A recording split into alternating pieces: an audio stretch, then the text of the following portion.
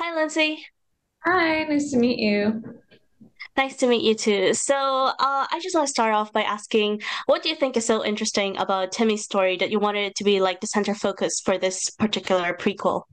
Yeah, I mean, so much is interesting about the Timmy story, and admittedly, the focus on Timmy predates my involvement, so it wasn't, my decision. And I know that the producers and the original writer on the project, Jeff Bueller, that it was a mutual decision. It was one of Jeff's favorite parts of the book.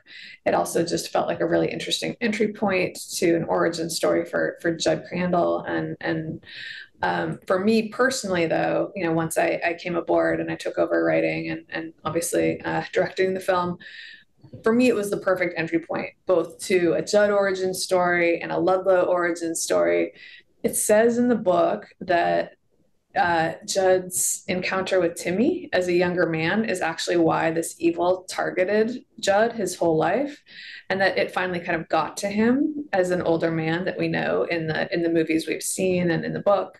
So it felt like this piece of connective tissue that hadn't been explored in film.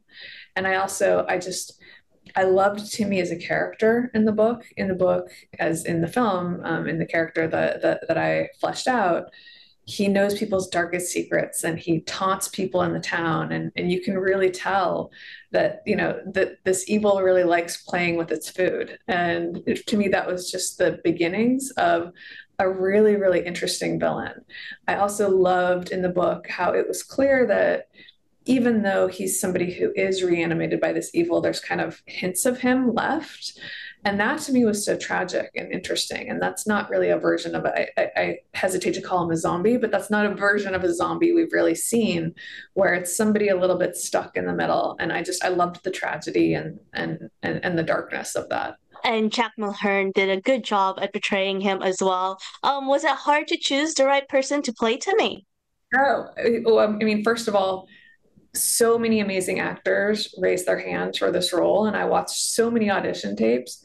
But for me, I saw Jax, and there wasn't anyone else that I thought should do the job. How did that process go then? How did you initially come across Jack's tapes and everything? It was something he actually auditioned first for Judd, and we saw that tape, and I thought he's not quite right for Judd, but I think he could be really right for Timmy, and we had him redo the audition, and he just blew us away as Timmy. He has this natural, I think, vulnerability, but also darkness to him that really shined through. And I thought this is exactly what I'm looking for in a villain that isn't just a kind of straight, dark villain that we've seen before in this kind of movie. And earlier on, you were talking about how, like, to me, this evil likes to like play with its food. That connotation. That line is also in the film itself. The connotation to like animals and prey and that kind of thing. Why do you think animals are so commonly used and very effective in horror stories?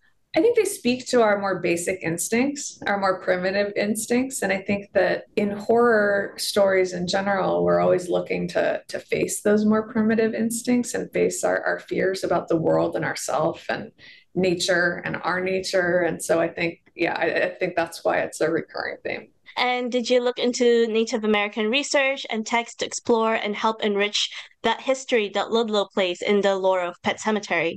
Absolutely. I did a lot of research about Native American history and ideology. I also had worked with several consultant groups, and I also really worked hand in hand with the wonderful actors Isabella Starla Blanc and Forrest Goodluck to craft their characters as well.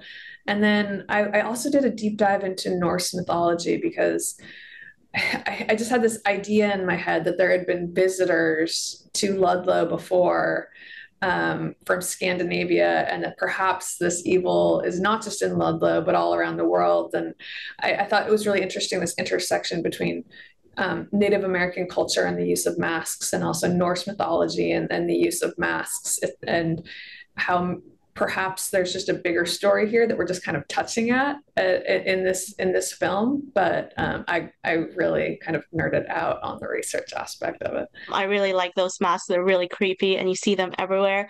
But was there any part of your research at all that you really wanted to put into it, but into the film, but you just didn't think felt right this time or just didn't make the cut? Oh yeah, there's a lot of stuff. There's a lot of stuff about the masks that ultimately we didn't have the time for in this economy, and that's why I kind of say with a smile there. To me, there's a lot more to the masks and the story there that could be explored. Do you think you'd like to explore that at some other point, maybe a sequel to the prequel or anything like that? I mean, we'll see. I think that's up to the fans, you know, if they respond well to the movie and people really want to know more and see more, I think that there's always that possibility, but nothing in the works right now. And I think we have just 1 minute left, so I just want to quickly ask you, this film is coming out on streaming services, but horror, you feel like you should watch that in like a big screen or something so that you get the full extent of the experience. And the first film came out in theater as well. So, would you have preferred it to come out in theater, or is this okay for you? Well, this was always designed for streaming, so it wasn't a surprise, and I think that it really afforded me some latitude and some creative decisions. I think they really allowed me to take a much more artistic approach, and I was also able to craft a lot of really intimate feeling scenes that I think play well on both a small and a big screen. And I think since Pet Cemetery is such an intimate portrait of death and our confrontation of death, I think it plays well on a small or a big screen. So I'm thrilled. However, it gets out into the world. I think that's all the questions we have for today. Thank you so much. Absolutely. Thanks for taking the time.